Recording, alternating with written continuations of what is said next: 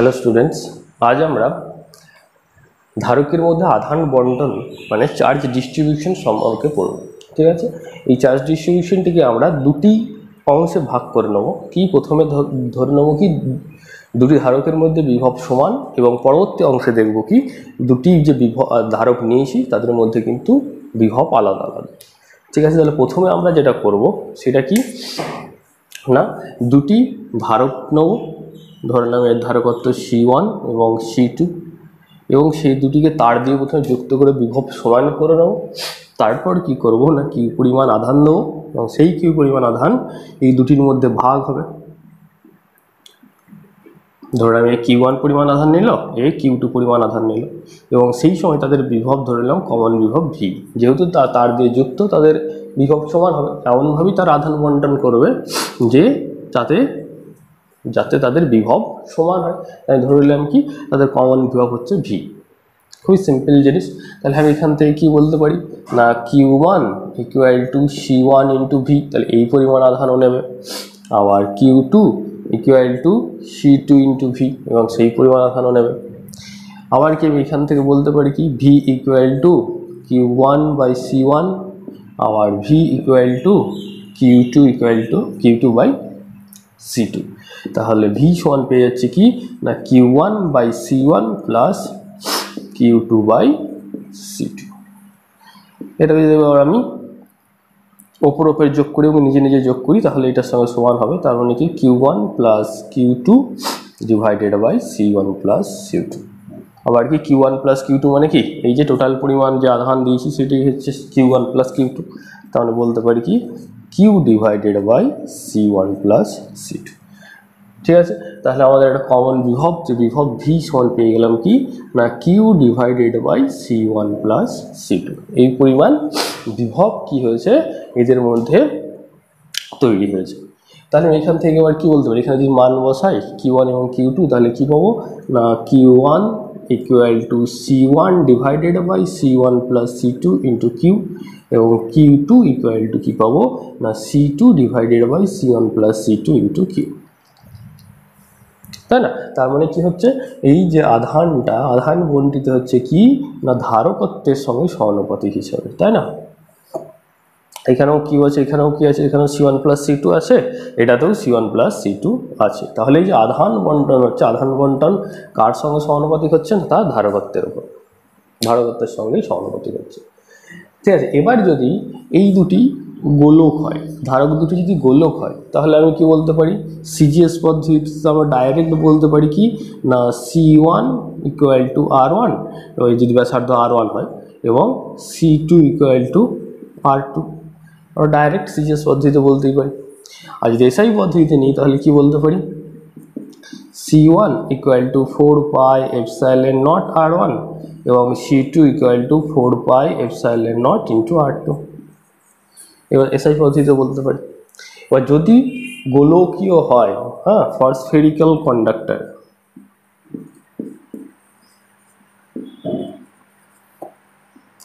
বা ক্যাপাসিটর বলছি, কি হয়ে যাবে না Q1 = C1, তাহলে হচ্ছে কি R1 / R1 + R2 × Q, এবং Q2 হয়ে যাবে কি R2 / R1 + R2 × Q। এটা কি সিজিএস। এসআইও যদি করি তাহলে দেখবো কি 4πε0 উপর নিচে কমন গিয়ে কেটে যাবে। কীরকম না Q1 = 4πε0 × R1 / 4πε0 × R1 + 4πε0 × R2 × Q।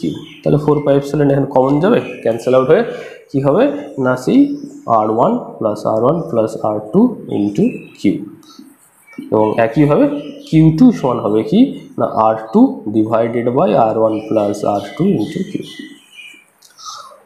তাহলে কি হচ্ছে না তাদের মধ্যে যে আধান বন্টনটা হবে সেইটা এই ফর্মুলা। যদি সেটা স্ফেরিক্যাল হয়, কি যে কন্ডাক্টর যে দুটো নিয়েছি আমরা, এখানে যে দুটি ধারক নিয়েছি, তারা যদি কন্ডাক্টর হতে পারে বা ক্যাপাসিটার হতে পারে, যাই বলি না কেন, আমরা কি জানি যে ক্যাপাসিটার তৈরি করতে গেলে কন্ডাক্টরই লাগে, এখানে কন্ডাক্টর বলাই ভালো, বা ক্যাপাসিটার বলতে পারে, কোনো ব্যাপার নেই। তাহলে এদের মধ্যে যে আধান বন্টনটা হবে সেই আধান বন্টনটা কি হচ্ছে না তার ধারকত্বের সঙ্গে সমানুপাতিক হচ্ছে। ঠিক আছে, কীরকম না Q1 প্রপোর্শনাল টু C1, কারণ কি এই দুটোর ক্ষেত্রেই নিচে C1 প্লাস C2 এবং Q হচ্ছে কি কনস্ট্যান্ট। তাহলে এখান থেকে আমি বলতে পারি কি না Q ভ্যারিজাস C, তার মানে কি কোন ধারক কী পরিমাণ আধান নেবে সেটা নির্ভর করছে তার ধারকত্বের উপর। বুঝা গেল? এইটা হলো কি যদি বিভবটা সমান হয়। এবার যদি বিভবটা সমান না থাকে তাহলে সেই ক্ষেত্রে কী হয় দেখা যাক কী হয়।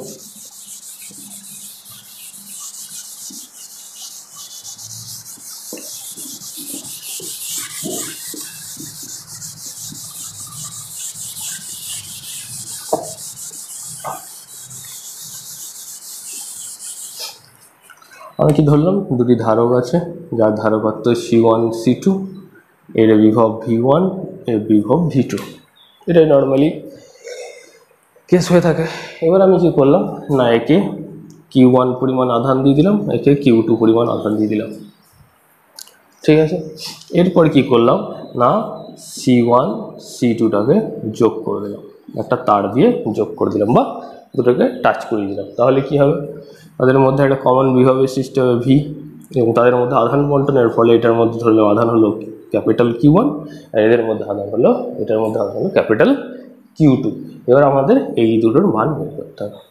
তাহলে কীভাবে করবো, তাহলে প্রথম ক্ষেত্রে যদি আমি দেখি তাহলে কি বলতে পারি না small Q1 equal two C1 into V1 এবং small Q2 equal to C2 into V2। আবার যদি দ্বিতীয় ক্ষেত্রে দেখি তাহলে বলতে পারি কি capital Q1 equal two C1 into V এবং ক্যাপিটাল Q2 ইকুয়াল টু হচ্ছে C2 ইন্টু V। এবার কি Q1 plus Q2 equal two capital Q1 plus capital Q2 equal two কি টোটাল চার্জ Q, তাই না? আমরা বলতে পারি কি না C1 V1 plus C2 V2 equal to C1 V plus C2 V। এখান থেকে যদি V কমন নিই তাহলে যাচ্ছে কি C1 প্লাস C2, তাহলে V সমান হয়ে যাচ্ছে কি না C1 V1 plus C2 V2 divided by C1 plus C2। তাহলে এইটা হয়ে গেল কি এই ক্ষেত্রে কমন বিভবের ইকুয়েশন। এবার কি C1 V1 plus C2 V2 equal to আমরা কি বলতে পারি ক্যাপিটাল Q টোটাল আধান, এটাকেও বলতে পারি আমরা কমন বিভবের ইকুয়েশন। যখন যেটা লাগাবে তখন সেটা আমাদের ইউজ করতে হবে। আমাদের অঙ্কের ক্ষেত্রে কিন্তু এটা ডাইরেক্ট ইউজ করতে হবে, কারণ কমন বিভবটা লাগবে যখন আমরা অঙ্ক করব। ঠিক আছে, এরপর তাহলে ক্যাপিটাল Q1 সমান কী হয়ে যাবে, ক্যাপিটাল Q1 সমান তাহলে কী হয়ে যাবে ভি এর মান যদি আমি এটা বসাই তাহলে কী হয়ে যাবে না C1 divided by C1 plus C2 into capital Q এবং Q2 equal to C2 divided by C1 plus C2 into capital Q। ঠিক আছে, তাহলে তার মানে কি প্রথম ক্ষেত্রে যেটা পেয়েছিলাম আর এই ক্ষেত্রে যেটা পেলাম সেই দুটোর ভ্যালু সমান হয়ে গেল। ঠিক আছে, এরপর আমরা যেটা দেখব আবার দেখি ফার্স্ট স্ফেয়ার কি বলতে পারি না C1 ইকুয়াল টু R1 বলতেই পারি, আবার C2 ইকুয়াল টু R2 বলা যেতেই পারে। তাহলে সেই ক্ষেত্রে কি হয়ে যাবে না Q1 equal to R1 divided by R1 plus R2 into Q এবং Q2 equal to R2 divided by R1 plus R2 into Q। হ্যাঁ, আবার যদি এসআই পদ্ধতিতে করি, এটা তো সিজিএসএ হলো, আবার যদি এসআই পদ্ধতিতে করি তাহলেও দেখবো কি একটা 4πε0 আসবে এবং সেই 4πε0 নিচে কমন গিয়ে ক্যান্সেল আউট হয়ে সে আবার ঘুরে ফিরে আমাদের এই R1 by R1 plus R2 into Q এবং Q2 equal to R2 divided by R1 plus R2 into Q, এই একই ইকুয়েশন আমাদের পাবো। ঠিক আছে, এবার যদি আমি এই কেসে ধরে নিই কি V1 গ্রেটার দেন V2 যদি ধরে নিই তাহলে কি হবে টাচ করানোর পর এইখান থেকে আধান এই দিকে যাবে, কারণ বিভব উচ্চ বিভব থেকে নিম্ন বিভবের দিকে আমাদের আধান যাবে। ঠিক আছে, তাহলে আমাদের কী পরিমাণ আধান বন্টিত হয়েছে বা কী পরিমাণ আধানের সরণ হয়েছে সেটা আমাদের বের করা যাবে এখান থেকে। কী হবে নাকি আমি যদি স্মল Q1 আর ক্যাপিটাল Q1 যদি দেখি তাহলে তাদের বিয়োগফলটাই হবে যে পরিমাণ আধানের সরণ হয়েছে তার মান। তার মানে কি আমি এইভাবে বলতে পারি যে delta Q equal to small q1 minus capital q1। তার মানে কি এই পরিমাণ আধান ছিল, এই পরিমাণ আধান হলো, যেহেতু v1 গ্রেটার দেন v2 তাহলে আধান এইখান থেকে এইদিকে গিয়েছে, তাহলে নিশ্চয়ই এইখানে আধানের পরিমাণ কমেছে। এবার এইখানে যে পরিমাণ আধান কমবে এইখানে সেই পরিমাণ আধানই বৃদ্ধি পাবে, কারণ কি এখানে আধানের কোনো রকম ক্ষয় হয়নি ধরে নেওয়া হয়েছে। তাহলে কি হয়ে যাবে c1 v1 minus c1 into v, মান বসাই, তাহলে কি হবে c1 v1 minus c1 into v মানে হচ্ছে c1 v1 plus c2 v2 divided by c1 plus c2। এটাকে যদি আমি যোগ করি তাহলে কি হয়ে যাবে c1 প্লাস c2 থাকলো, এটা এখানে গুণ হবে, তাহলে c1 square v plus c1 c2 v1, এখানে minus c1 square v minus c1 c2 v2 হলো, এখানে v1 এটাও v1, তাই না? তাহলে কি হচ্ছে c1 স্কোয়ার v1 এবং c1 স্কোয়ার v1 পরস্পর ক্যান্সেল আউট হয়ে গেল, তাহলে পড়ে থাকলো কে না c1 c2 ব্র্যাকেটের মধ্যে v1 minus v2 divided by c1 plus c2। তাহলে কি হচ্ছে না এই পরিমাণ আধান কি হলো বণ্টিত হলো, এই পরিমাণ আধান কি হলো না c1 থেকে c2 তে ট্রান্সফার হয়েছে। তাহলে এইখানে এই যে c1 এ এই পরিমাণ আধানের হ্রাস হলো এবং c2 তে এই পরিমাণ আধানের বৃদ্ধি পেল, তাই না? একই হবে তো, এখানে যে পরিমাণ আধান হ্রাস পাবে এখানে সেই পরিমাণ আধান বৃদ্ধি পাবে, যেহেতু আধানের এখানে কোনো রকম ক্ষয় হয়নি। তাহলে এই যে একটা পেলাম এটাকে এইভাবে মনে রাখবো c1 c2 divided by c1 plus c2 ব্র্যাকেটের মধ্যে v1 মাইনাস v2। এই যে কম্পোনেন্ট এই জিনিসটা আমাদের একটা কি বলবো এভারেজ ক্যাপাসিটারের মতো কাজ করবে, যদিও এভারেজ ক্যাপাসিটার বলে কিছু হয় না বা নয়। তো এটা অনেকটা কি হবে না আমরা পরবর্তী যে ফিজিক্সে যাই তাহলে দেখবো এফেক্টিভ মাস বলে একটা পাবো, সেই ইফেক্টিভ মাসের ইকুয়েশন হবে m1 m2 divided by m1 plus m2। সেই ইফেক্টিভ ক্যাপাসিটার আমরা এখানে বলতে পারি কি c1 c2 divided by c1 plus c2। আর এটা হচ্ছে কি না বিভবের পার্থক্য। তাহলে আধান এমনিতে জানি কি q ইকুয়াল টু cv, তাই না? আধানের ইকুয়েশন কি q ইকুয়াল টু cv, তাহলে ডেল্টা কিউ সমান হয়ে যাবে সি ইফেক্টিভ যদি আমি ধরে নিই ইন্টু ডেল্টা ভি, এইভাবে আমাদের মনে রাখতে হবে। তাহলে ডেল্টা কিউ মানে কি পরিমাণ আধানের পরিবর্তন, ডেল্টা ভি মানে হচ্ছে বিভবের পরিবর্তন, ওই যে ডেল্টা কি আর বিভবের পরিবর্তন v1 মাইনাস v2কে আমরা ডেল্টা ভি বললাম, তাহলে এটা হচ্ছে বিভবের পরিবর্তন, আর তার সাথে কি হচ্ছে না একটা ইফেক্টিভ ক্যাপাসিটার, যদিও সেটার ভ্যালু কি না c1 c2 divided by c1 plus c2 হলো। এটা হলো আধানের। এবার যদি আমাদের এখানে দেখতে যাই যে কি পরিমাণ শক্তির ক্ষয় হয়েছে, এনার্জি লস, কি পরিমাণ এনার্জি লস হয়েছে সেটা যদি বের করতে চাই তাহলে কীভাবে বের করবো?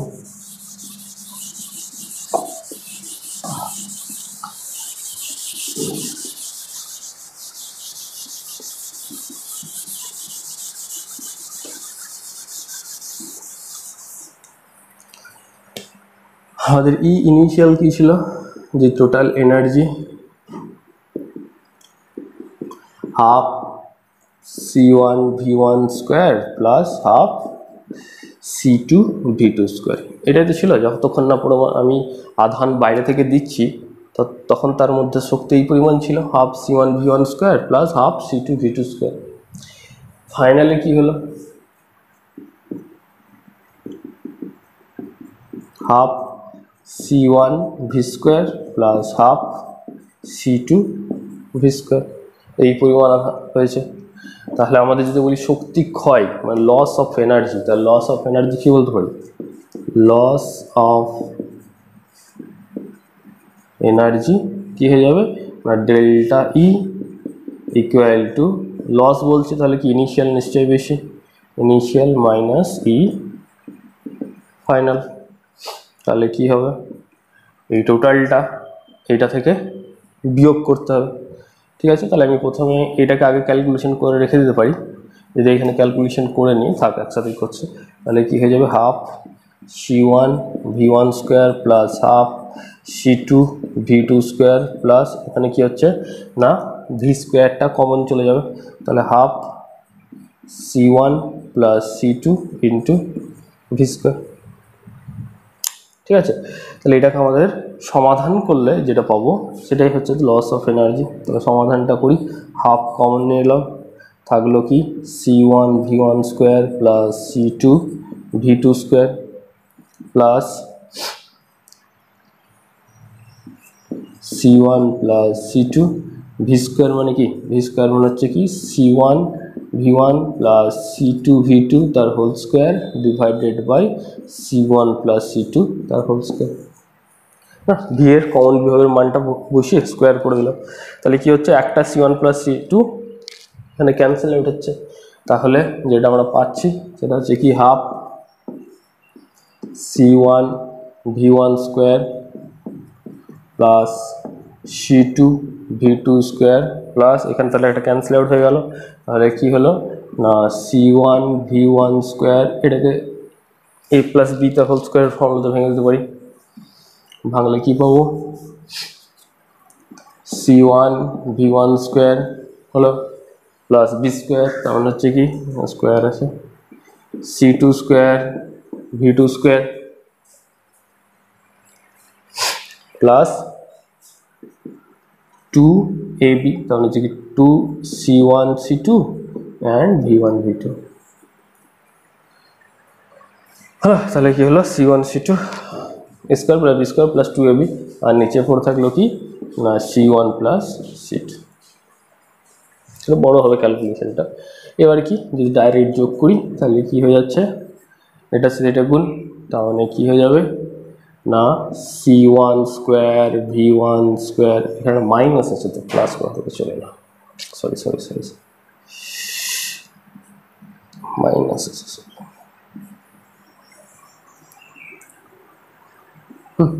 তাহলে কি হচ্ছে plus C1 C2 V2 square plus C1 C2 V1 square plus C2 square V2 square minus এটা মাইনাস হয়ে যাবে, এগুলো সব সাইন চেঞ্জ হয়ে যাবে, তাহলে কি হয়ে যাবে C1 square V1 square minus C2 square V2 square minus 2C1 C2 V1 V2, আর এখানে থাকবে কি C1 প্লাস C2। তাহলে যদি দেখি তাহলে কি হচ্ছে না C1 square V1 square C1 square V1 square হচ্ছে C2 V2 square C2 square V2 square cancel out হলো, তাহলে এখানে কি পেলাম না হাফ, ওপরে পেলাম কি দেখি এখানে C1 C2 কমন যাচ্ছে, প্রতিটা থেকে C1 C2 কমন যাচ্ছে, তাহলে C1 C2 কমন নিয়ে এলাম, তাহলে এখানে থাকলো কি না V2 square plus V1 square minus 2V1 V2 আর নিচে C1 প্লাস C2। এবার যদি আমি দেখি তাহলে হয়ে যাবে হাফ, এটাকে একসাথে রেখে দেবো, তখন হচ্ছে কি C1 C2 divided by C1 plus C2, আর এইখানে যেটা থাকলো সেটা কি বলতে পারি না V1 মাইনাস V2 তার হোল স্কোয়ার। তাহলে কি হচ্ছে না এই পরিমাণ এনার্জি লস হচ্ছে, এটা হচ্ছে কি এনার্জি লসের ইকুয়েশন। এখানে যদি দেখি তাহলেও দেখবো কি সেই যেটা বলছিলাম এফেক্টিভ ক্যাপাসিটার সেই টার্মটা কিন্তু এখানে এসছে C1 C2 divided by C1 plus C2। এমনিতে এনার্জির ফর্মুলা কি যদি আমি শুধু ই লিখি তাহলে হয়ে যাবে হাফ সি ভি স্কোয়ার, তাহলে ডেল্টা ই যখন করছি তখন কী হয়েছে হাফ সি এর জায়গায় সি ইফেক্টিভ আর ভি এর জায়গায় V1 মাইনাস V2 তার হোল স্কোয়ার, তখন কি ডেল্টা ভি তার হোল স্কোয়ার। সেটাই আমাদের সিমিলারিটি আমরা কিন্তু এখানে পাচ্ছি। তাহলে যখনই আমরা চেঞ্জ বলবে, যদি আধানের চেঞ্জ বলুক বা শক্তির চেঞ্জ বলুক যাই বলুক না কেন, আমরা কী করবো না সি এর জায়গায় সি ইফেক্টিভ বসাবো, ভি এর জায়গায় V1 মাইনাস V2 মানে চেঞ্জটা বসাবো। যখনই আমাদের চেঞ্জ হবে তখন সি ইফেক্টিভ বসবে, এবং যখনই আমাদের আধান বের করব তখনও বা শক্তি বের করবো তখনও বিভবের পরিবর্তন, যখন পরিবর্তন হবে বাঁ দিকে পরিবর্তন হলে ডান দিকেও পরিবর্তন হবে। তাহলে এইভাবে কী হচ্ছে আমরা শক্তির পরিবর্তনটাও বের করতে পারি। এবার এই যে সি ইফেক্টিভটা আসছে কেন, C1 C2 divided by C1 plus C2। এইটা যদি পড়বো যখন আমরা ধারকের কম্বিনেশন পড়বো, সিরিজ কম্বিনেশন প্যারালাল কম্বিনেশন যখন পড়বো, তখন আরও ভালো করে জিনিসটা বুঝতে পারবে যে এই টার্মটা আসছে এখানে C1 C2 divided by C1 plus C2, মানে ভি সি ইফেক্টিভ এটা হচ্ছে এখানে। তো আমরা আস্তে আস্তে এগোই, বুঝতে পারবো।